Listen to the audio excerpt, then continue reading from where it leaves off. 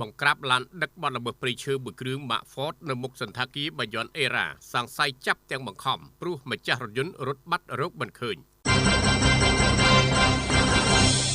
សមត្ថកិច្ចជំនាញសហការជាមួយនឹងប៉ូលីសប្រឆាំងបទល្មើសសេដ្ឋកិច្ចបានស្ទាក់ចាប់បង្ក្រាបរថយន្តដឹកបទល្មើសព្រៃឈើខុសច្បាប់មួយគ្រឿង Mark Ford នៅចំណុចផ្លូវជាតិលេខ 6 ទួលមុខសន្តាគារ Beyond Era ស្ថិតនៅភូមិខ្នាចាស់សង្កាត់ជ្រាវក្រុងសៀមរាបខេត្តសៀមរាបកាលពីវេលាម៉ោង 3 ទីភ្លឺថ្ងៃទី18ឈានចូលថ្ងៃទី19ខែមករាឆ្នាំ2026ហើយក៏ជាមុខសញ្ញាដែលសមត្ថកិច្ចតាមចាប់រាប់ឆ្នាំមកហើយ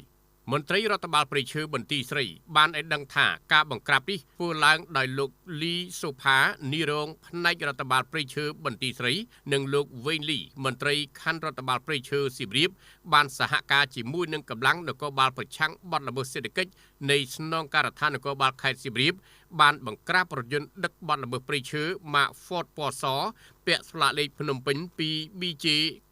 9053ដឹកឈើ A ប្រភេទលេខ 2 ចំនួន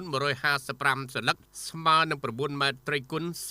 019ដោយគ្មានលិខិតអនុញ្ញាតដឹកជញ្ជូនពីរដ្ឋបាលព្រៃឈើហើយវត្ថុតាងត្រូវបានរឹបអូសយកទៅថែរក្សាទុកជាបណ្ដោះអាសន្ននៅស្នាក់ការផ្នែករដ្ឋបាលព្រៃឈើបន្ទាយស្រីស្ថិតនៅភូមិប្រដាក់ឃុំប្រដាក់ស្រុកបន្ទាយស្រីខេត្តសៀមរាបបើយោងតាមប្រភពព័ត៌មានពីពលរដ្ឋនិងសមត្ថកិច្ចសូមមិនបញ្ចេញឈ្មោះបានប្រាប់ឲ្យអ្នកយកព័ត៌មានយើងដឹងថាមេឈ្មោះចាស់វសាម្នាក់ដែលមានឈ្មោះបោះសម្លេងជាងគេហើយក៏ជាម្ចាស់ដេប៉ូធំជាងគេនៅក្នុងខេត្តសៀមរាបផងដែរក៏នៅមកម្ចាស់ដេប៉ូធំមួយនេះក៏ធ្លាប់បានលោកតាន់កំសួរសហការជាមួយកម្លាំងចម្រុះជប់បង្ក្រាបទីតាំងដ៏ធំមួយនេះម្ដងរួចមកហើយក៏ប៉ុន្តែហាក់បីដូចជាវេកចោអញ្ចឹងម្ចាស់ដេប៉ូនេះតែងតែសហការជាមួយសមត្ថកិច្ចជំនាញស្ទាក់ចាប់រថយន្តបទល្មើសតូចតាចដែលមិនប្រាប់ខ្លួនហើយបន្លក់ឲ្យខ្លួនទៀតផង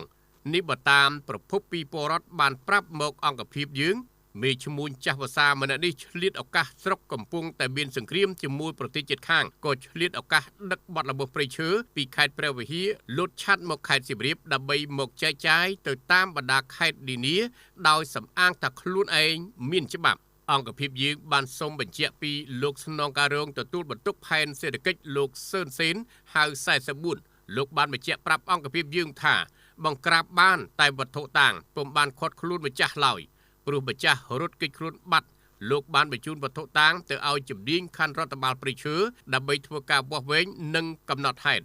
លោកស្នងការហ៊ុនសុធីបានបញ្ជាក់ប្រាប់អង្គភាពយើងថាម្ចាស់ឡានគេចខ្លួនបាត់ហើយលោកបានទទួលរបាយការណ៍ពីកម្លាំងជំនាញយើងហើយក៏បានបញ្ជូនទៅខណ្ឌរដ្ឋបាលព្រៃឈើរួចហើយដែលមានទីតាំងស្ថិតនៅភូមិប្រដាក់ស្រុកបន្ទាយស្រីចំណែកឲ្យលោកប្រធានមន្ត្រីកសិកម្មលោកទីកំសុតលោកបានប្រាប់មកអង្គភាពយើងថាលោកពុំទាន់បានទទួលរបាយការណ៍ទេគេបានផ្ញើតែរូបឲ្យមើលព្រោះលោកជាប់រវល់ប្រជុំចុងក្រោយលោកក៏បានប្រាប់អង្គភាពយើងថាឈើនោះប្រហែលជា8ទៅ9ម៉ែត្រគីបទោះបីយ៉ាងណាអង្គភាពយើងបានសូមការបញ្ជាក់ពីលោកនីខណ្ឌរដ្ឋបាលព្រៃឈើខេត្តសៀមរាបលោកបានបញ្ជាក់ថាយប់ប្រហែលម៉ោង3ទីភ្លឺឈានចូលថ្ងៃទី19ខែមករាឆ្នាំ2026បង្ក្រាបបានតែឡានដឹកបទល្មើសទេព្រោះម្ចាស់ឡានបានគេចខ្លួនបាត់ចាប់មិនបានម្ចាស់នោះឡើយក៏បិទទូរស័ព្ទបាត់ទៅប្រជាពលរដ្ឋខេត្តសៀមរាបក៏ដូចជាខេត្តព្រះវិហារបានសំណូមពរដល់ឯកឧត្តមសេនីយ៍សៅសុខា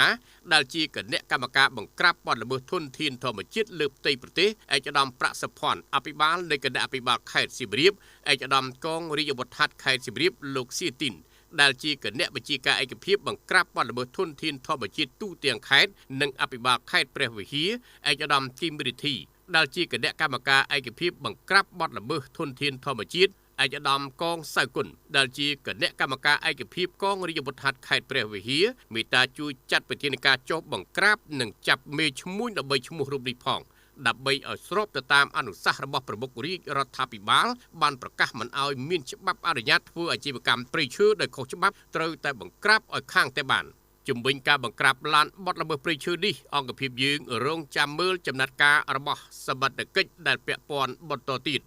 អង្គភាពយើងស្វាគមន៍រងចាំការបកស្រាយបំភ្លឺបន្ថែមពីគ្រប់ភាគីដែលពាក់ព័ន្ធរៀងរាល់ម៉ោងធ្វើការ